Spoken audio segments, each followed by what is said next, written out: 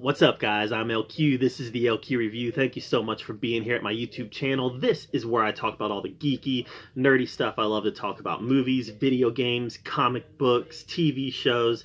If it's nerdy, if it's geeky, I love to talk about it here. And right now, I want to give you guys my review of Onward.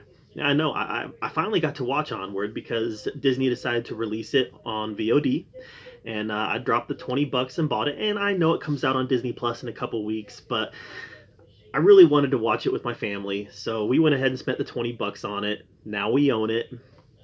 And, it kind of felt good to support the movie. Not that Disney needs a lot of support, but, this is a movie that I think got a really raw deal by the coronavirus. And I don't know, I just felt like throwing it a bone. So they got my 20 bucks, even though I'm a Disney Plus subscriber. But what did I think of the movie? It's pretty good. It was pretty good. The end was really good. The end was really good. Pixar always knows how to pull on those emotional strings, right? They really know how to pull on those emotional strings. And I'm a dad. And it touched all the right emotional beats when oh gosh, what's his name? Chris Pratt.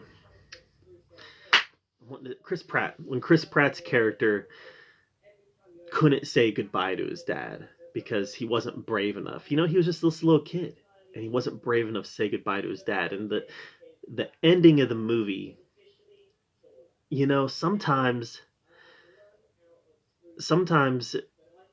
you have a Sunday in front of you.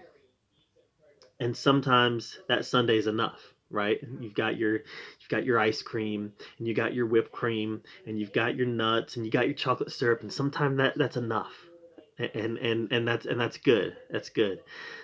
But sometimes you want that cherry on the top, and sometimes that cherry on the top makes all the difference. And for me, the ending was that cherry on the top, where it was like, this is now a complete sundae, and it's delicious. That might be a bad analogy, but for me, that ending just made it complete, because it was a good movie throughout. Some of it felt a little generic, and that's being completely fair. Some of it did feel a little generic. Fantasy is something that's been explored and explored and explored again and explored again and explored again in animation. Fairy tales, fantasy, all of it has been very well, explored in our animation. So some of it felt a little generic, a little run of the mill. The animation was beautiful. It's Pixar though. We expect Pixar to be top-notch animation. So I'm not referring to animation here when I'm criticizing. I'm just criticizing kind of the general familiar feel of it. It felt very familiar as a story. So the comedy also felt rather familiar.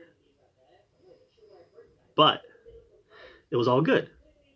Sometimes that sundae is the same sundae you've had 100 times, but you still want to eat it because it's delicious. And that's kind of how I felt about it. It was familiar. It was something that I've seen before. It's areas of storytelling that have been explored and explored again. But it was done very well, and it tasted good. But for me, that cherry on the top was that ending, when this whole quest that they went on to bring their dad back for one day. And after this whole 24-hour quest that they went on, they only had him for a few minutes. And the sacrifice that Tom Holland's character had to make for Chris Pratt's character to be able to have that moment with his dad that he missed out on when he was little. Oh, gosh. Pulled on those heartstrings. And me as a dad, I got choked up. Because I can relate. Now I've never, my dad is still alive and kicking, and honestly I've never really lost anybody that's really, really close to me. But as a dad, it's real easy to put myself into that situation mentally and relate to it from the get-go. And Pixar knows that. Pixar knows that. And that's why they're so good at what they do. They're so good at storytelling because they're able to take those human interactions and those human relationships that we have and really get down to the core of how we feel as people. And that's why Pixar movies work so well for kids and for adults, because they're able to really deconstruct the human condition and like I said, pull on those emotional heartstrings. And for me, it did. So yeah, the whole movie itself was familiar but fun. And then you've got that ending that just home run. Home run, knocked out of the park. Loved it. So yeah, you know, I don't want to go too much into spoilers, even though I've already touched on some here. But for me, the movie wasn't so much about these two kids, these two brothers getting their dad back for a day. That was kind of the MacGuffin. What the movie was really about, though, was about these two brothers who had some distance between them, relationship-wise. It's about these two brothers growing together and finding each other. And that's another thing that we can relate to. We can all relate to that. You know, all of us have either a sibling or a close friend or somebody that there's some distance between us now. And what kind of catalyst would it take to bring those two together? That's really what this movie was about, was bringing two brothers together. There's a catalyst, the dad, getting him back for a day, but it was really about the relationship between the two brothers. So yeah, I mean, this is a solid A- of a movie.